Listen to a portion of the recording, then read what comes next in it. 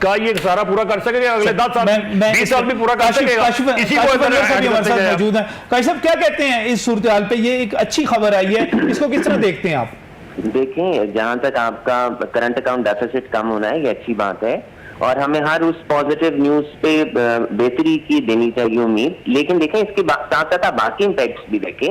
یہ ہمارا کم کیوں ہوا؟ ہمارا یہ کم اس لیے ہوا کہ ہمارا جو ٹریڈ ڈیفیسٹ تھا اس میں کمی ہوئی. اب جو ٹریڈ ڈیفیسٹ میں کمی ہوئی, ہمیں یہ بھی دیکھنا ہے کہ ہم نے اپنی امپورٹس کو کم کیا لیکن ہم اپنی ایکسپورٹس کو نہیں بڑھا سکیں.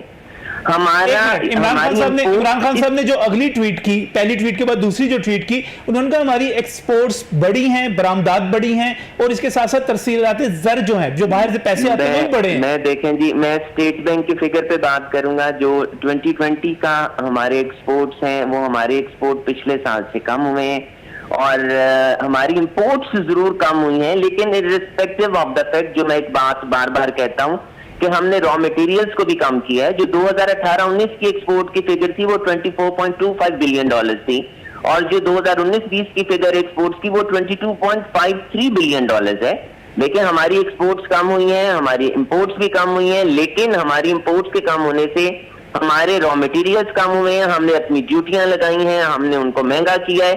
اب اس کے اگر ہمیں صرف کرنٹ اکاؤنٹ ڈیفیسٹ پہ ہی خوش نہیں ہونا, ہمیں دیکھیں باقی چیزیں بھی دیکھنی ہے کہ آپ کا فسکل ڈیفیسٹ بڑا ہے.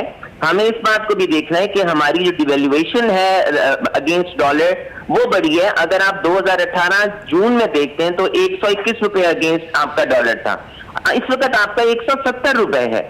آپ اپنے باقی دیکھیں جو آپ کے ٹوٹل پاکستان کی لائبلٹیز ہیں, ڈیٹ اینڈ لائبلٹیز ہیں, وہ 45,000 ارب سے چلی گئی ہیں. میں عام آدمی کے طور پہ بات کرتا ہوں, اس کے نتیجے میں کوئی مہنگائی کم ہو سکتی ہے؟ سر ہوا دیکھیں آپ کی انفلیشن بڑھ گئی ہے, دوسری طرف جو ہماری ان امپلائمنٹ ہے وہ ہماری بالکل سروے آیا ہوا تھا کہ خدا نہ خواستہ وہ اگر ہم نے امپلائمنٹ کو نہیں کنٹرول کیا تو ابھی جو ان امپلائمنٹ 8% کے قریب ہے وہ 21% پہ چلی جائے گی ہماری. دیکھیں, اور اسی لیے دیکھیں the credit goes to ہمیں گورنمنٹ کی, اسٹیٹ بینک کی ان تمام باتوں کی تائید بھی کرنی چاہیے اور اپریشیٹ بھی کرنا چاہیے کہ جو اب جو پرائم منسٹر صاحب نے ایمنسٹی دی ہے کنسٹرکشن سیکٹر کے لیے, وہ اسی لیے تو دی ہے کہ آپ زیادہ سے زیادہ امپلائمنٹ کریں, زیادہ سے زیادہ یہاں پر کنسٹرکشن اسٹارٹ کریں. کرنٹ اکاؤنٹ ڈیفیسٹ ختم ہونا, اس کا سرپلس ہونا, عام آدمی کو اس کا کیا فائدہ ملے گا؟ سر دیکھیں بات یہ ہے, آپ باقی بھی تو دیکھیں, ٹریڈ ڈیفیسٹ کو بھی دیکھیں. ہم یہاں مکس کر رہے ہیں. کرنٹ اکاؤنٹ ڈیفیسٹ صرف دو ایکسپورٹ اور امپورٹ کا ڈفرنس نہیں ہے, وہ ٹریڈ ڈیفیسٹ ہوتا ہے. یہاں پر آپ کی ریمیٹنسز بھی آتی ہیں, یہاں پر آپ کی جو فورن انویسٹمنٹ ہوتی ہے وہ بھی آتی ہے, یہاں پر آپ کی ایکسپورٹس بھی آتی ہیں, ہمارے ریزرو کی بھی پوزیشن آتی ہے. کیا ہمارے جو ہیں ترسیلات زر بڑی ہیں؟ یہ دیکھیں ابھی ہمارے ڈالرز, آپ کے ریزروز کیوں بڑھے؟ ہمارے ریزروز اس لیے بڑھے کیونکہ ہم نے جو پیمنٹس کرنی تھی وہ ڈیفر ہو گئی دسمبر 2020 تک. تو یہ بات بھی ایک دیکھیں, یہ بڑا امپورٹنٹ نقطہ ہے, یہ امپورٹنٹ اہم نقطہ ہے, کیونکہ ہم نے پیمنٹ کی نہیں, پیسے رک گئے, وہ آئی ایم ایف نے ہمیں ریلیف دے دیا کورونا کی وجہ سے. اس لیے بھی تو بڑا دیکھیں, ہم کو پیمنٹس ملی نہیں, آئی ایم ایف نے ہم کو کورونا میں بھی دی, ورلڈ بینک میں بھی دی, باقی ایسوسیشنز نے بھی دی. ہم نے جو اس کی پیمنٹس کرنی تھی آئی ایم ایف کی, وہ ہماری پیمنٹس رک گئی ہیں. ہم نے اس کے انٹرسٹ کی پیمنٹس ہم نے نہیں کی ہیں.